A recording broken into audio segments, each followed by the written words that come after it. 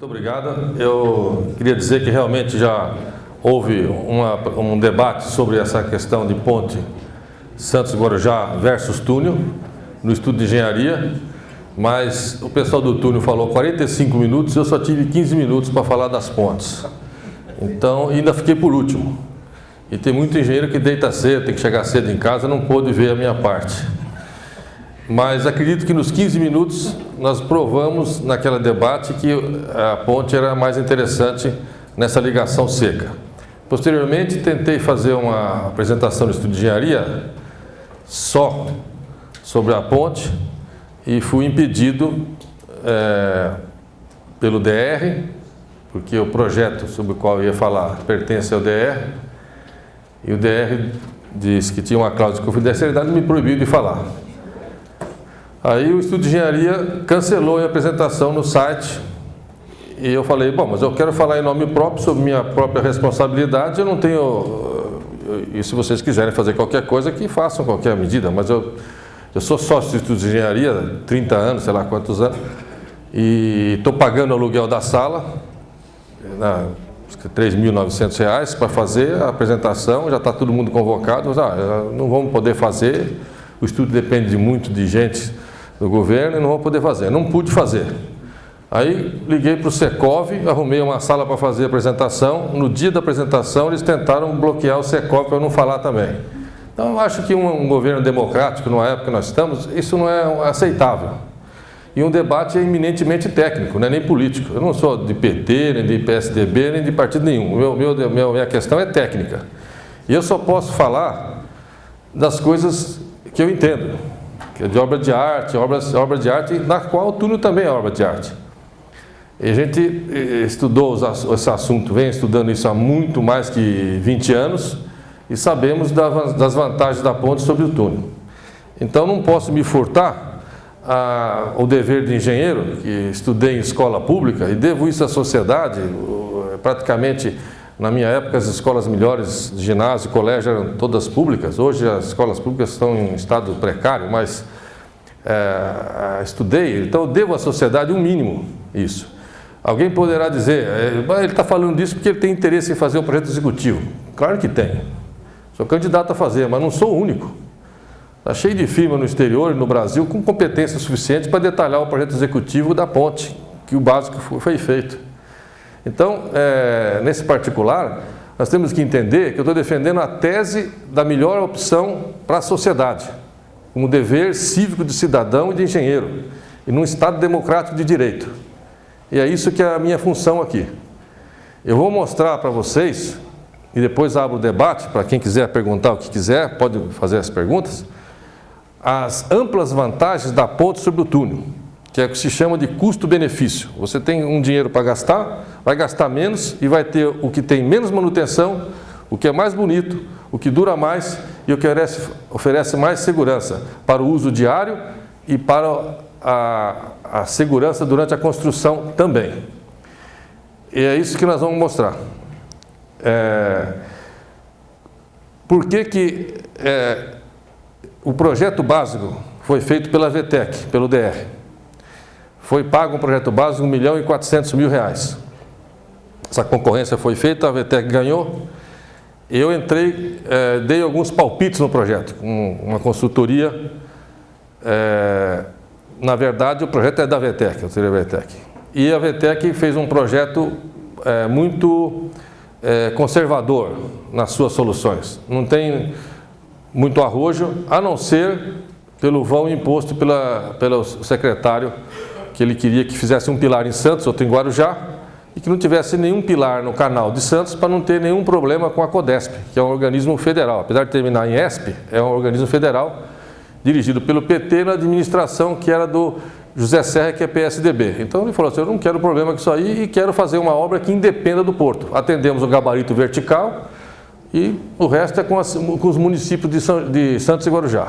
Basicamente foi feito esse projeto. Só que antes desse projeto, nós havíamos feito 3 ou 4 estudos de pontes nesse mesmo local, onde hoje operam as balsas que ligam Santos a Guarujá, e já tínhamos outras ideias de pontes. E, inclusive, o projeto que a própria VTEC fez, devido ao seu conservadorismo, ficou um pouco mais caro do que seria possível se tivesse um pouco mais de arrojo estrutural. Eu não quero aqui criticar o colega, mas a gente sabe que o projeto foi feito como básico. E o básico nunca se pretende seja o mais econômico. Essa solução deve ser procurada no projeto executivo, onde se detalha melhor, onde você pode estudar melhor e tem mais dinheiro para poder pensar no assunto. Então, o projeto básico foi feito pelo contorno superior de custo. Se for feito o executivo, evidentemente que a obra, do ponto de vista executivo, vai ter alguma redução. Se é 10%, 15% ou até 20%, não sei, mas que vai haver, vai. Ela não vai ter acréscimo de custo, vai ter redução. Já a proposta de túnel, que a gente vai mostrar aqui, é uma proposta de um túnel que nunca foi feito no Brasil. E está no lugar inadequado para ser feito. Então, é um estudo só. E esse estudo começa com 1 bilhão e 300 milhões de reais. Um estudo. E o Estado põe em concorrência hoje o projeto executivo, sem fazer o básico, por 33,7 milhões para fazer um projeto executivo. Isso é um desperdício de dinheiro. Porque se a ligação seca foi feito um projeto de uma ponte, por que o Estado vai fazer uma ligação seca por 33 milhões executivo, condenando a administração anterior do mesmo partido que escolheu como alternativa a ponte? É isso que é a pergunta que não quer calar. E por que não faz, então, um projeto básico do túnel? Para já de mostrar que o túnel vai custar não 1 bi e 300, mas 2 bilhões ou mais, e ainda é inexequível e inaprovável.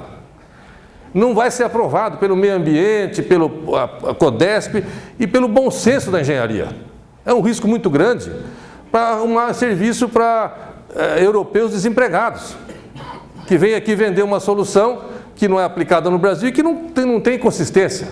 Não é porque já se fez no Japão, na Europa, nos Estados Unidos, que temos que fazer aqui. Tem que ver a necessidade, é o custo-benefício. Isso aqui é um país que ainda é pobre, metade da população é pobre. O que nós vamos fazer? Aí, o ensino é o último lugar na classificação.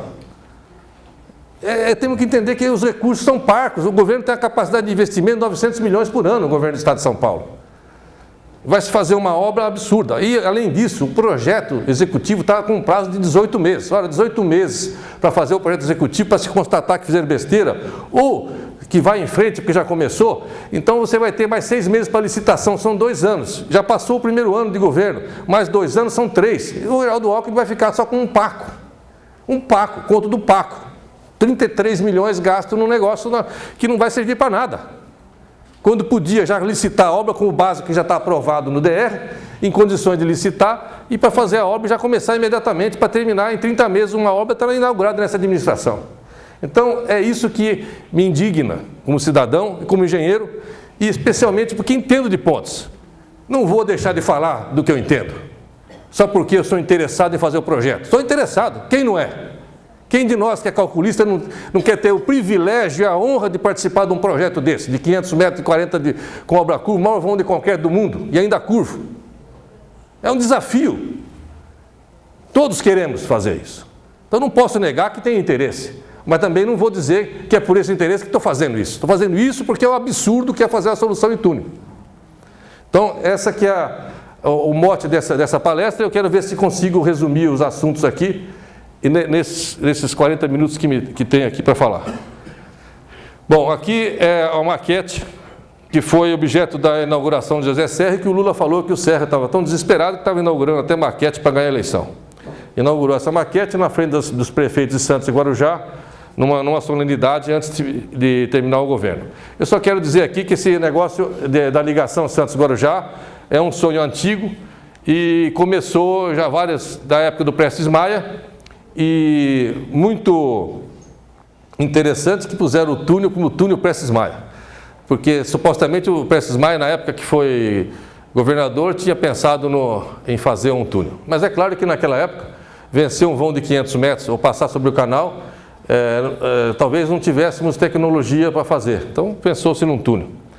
E o túnel seria, claro, em rocha, não nesse sistema aí, seria o sistema austríaco, de execução na rocha a 60 metros de profundidade, e o túnel ia começar lá em São Vicente e acabar lá para lá de Guarujá, entendeu? Tão fundo que é o buraco e a rampa não existia. Bom, então, Esse túnel, é claro que não viabilizou, porque Santos tinha o quê? 30 mil habitantes, o outro tinha 50 mil, então não ia ter gente para pagar isso aí nem 1000 anos. Então não venceu essa ideia. Mas aí em 67, ou 71, que foi o governo Abreu Sodré, que tinha sido deputado federal, já na época da ditadura militar, vislumbrou com uma solução de uma ponte. E foi apresentado esse estudo aqui, que é uma ponte com uma rosca sem fim subindo e outra rosca sem fim descendo, com balanço excessivo, vencendo o canal. Eu queria saber se um Fusca velho quebrasse e tivesse que descer de ré, como é que ia ser para fazer essa rosca aí, para desenroscar esse troço. Mas, de qualquer maneira, o camarada inaugurou a maquete, foi uma beleza, uma solenidade, e ficou por isso. Depois veio o governador José Serra, motivado pelos tuneleiros, que chamam aquelas pessoas que gostam de ganhar dinheiro em túnel. Que eu quero dizer aqui que nós fizemos uma ponte sobre o Rio Pinheiros, uma ponte muito interessante, chamada jornalista Roberto Frias de Oliveira, Otávio Frias de Oliveira, porque a avenida chama Roberto Marinho, então a outra já tinha Júlio Mesquita, na outra no Rio Tietê, então fizeram Otávio Frias. E os jornalistas ganham o nome de ponte, os engenheiros não. Mas não estamos tristes por causa disso. O que acontece é o seguinte: eu quero saber quem é que sabe qual é o nome do túnel, como é que chamam os túneis. Ninguém quer dar nome ao túnel, que buraco ninguém quer ser dono. Vocês já viram fotografia de político na frente de um túnel? Eu estou inaugurando um túnel aqui, mostrando aqui, beleza, o túnel, ninguém quer saber. Mas ponte todo mundo quer, porque ponte é para cima, ponte é bonito, ponte é obra de arte, e ponte, ao contrário do que dizem, quando é bem feita e bem implantada, com bastante estética, e arrojo e tudo, é o estado da arte, é o que tem de mais moderno. Você pode fazer a renovação dos baixios do viaduto e requalificar a área. Melhorar a área, fazer um novo planejamento urbano, e as pessoas, no caso da ponte nossa aqui do Rio Pinheiros, até o hotel que tem lá, o Grand Hyatt, se você for se hospedar no Grand Hyatt, que fica ali perto de ver a ponte, não fique do lado da janela que dá para ver a ponte. Os quartos que vê a ponte, a cama está muito gasta, porque todo mundo quer usar aquela cama. Se você ficar nos quartos que não vê a ponte, a cama está novinha, praticamente sem uso. Porque todo mundo que vai para o hotel fala assim, eu queria ficar numa janela que dá vista para a ponte. Pô, então, valorizou. Aí o cara constrói prédio, não sei o quê e tal, e foi isso que foi o CEPAC. Então, quando falo da ponte do Rio Pinheiros, ela custou 225 milhões, foi licitada por 150, o cara ganhou por 145, fez por 225, só que o governo só gastou 50. Os outros 175 milhões foram título do CEPAC. É o cara comprar o direito de construir prédios mais altos do que o local permite num plano de urbanização que foi feito. Então o governo da prefeitura, a prefeitura só gastou 50 milhões e fez uma ponte de 225 milhões de reais e que passa com 3 faixas que vai, 3 faixas que vem e o TB-45. Agora o Maluf fez um túnel na Avenida Juscelino Kubitschek, que só vai e não volta, 2 faixas, menor que o túnel do Prestes Maia da Avenida 9 de Julho, não passa ônibus, não passa caminhão, tem iluminação de dia, esgotamento de água e custou 1,5 bilhão. 1,5 bilhão o túnel. Liga o Morumbi e o Jockey ali ao pessoal que vai nos bar da Juscelino Kubitschek. Só isso. Não passa ônibus, não passa caminhão, não passa nada. Custou 1,5 bilhão. Túnel é uma obra que você sabe como começa, é que nem reforma. Você não sabe quanto vai acabar e nem quanto vai custar. As medições são tudo subterrâneas. O material você não sabe o que tirou. E tem até aquela história, o cara tinha uma pedra no caminho. Aqui também aconteceu isso. O túnel aqui da Rebouças tinha uma pedra no caminho. Para tirar essa pedra, para implodir essa pedra com o túnel sendo feito, o túnel começou com 70 milhões, acabou por 140. No governo que já é do PT. A Marta que fez. E fez o túnel buraco contrário, devia ser na Avenida Faria Lima, fizeram o túnel no contrário. Então, como o buraco era estreito, puseram uma passagem um por cima do outro. Consequentemente, quem estava embaixo teve que ir mais longe. Ainda puseram um semáforo na saída do túnel, aí matou a Rebouça. Hoje a Rebouça não anda. Pode ir lá, pode pegar quem quiser, está parada. Só vai funcionar de madrugada. Aí, beleza, o túnel está vazio, você passa, tudo é uma beleza. Então, o que acontece é o seguinte, fizeram o túnel contrário na Avenida 9 de Julho. Também foi lá o túnel contrário. Devia ser o túnel na Prestes Maia, fizeram o contrário. Quem que escolheu o túnel? O arquiteto. Quem que é o arquiteto? O mesmo que deixou roubar o quadro lá na coisa lá, que é o Júlio Neves. Ele que deu a ideia, porque não podia desqualificar a Avenida Faria Lima. Só que agora desqualificou, porque a avenida está congestionada a Faria Lima, está congestionada tudo, tem semáforo no teu túnel.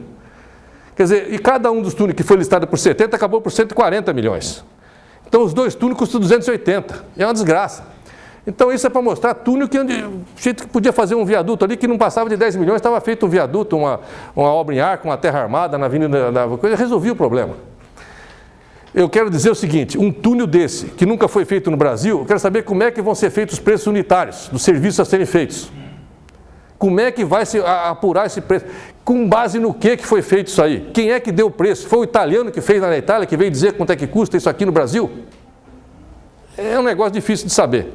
Então, eu quero dizer que o José Serra, como governador, lançou o túnel. E nós fomos aos secretários de Estado, fizemos o trabalho que estão fazendo agora mesmo, a administração José Alckmin, só que um trabalho intramuros, no caso, diretamente ligado aos secretários, e convencemos o governador que o melhor era fazer a ponte.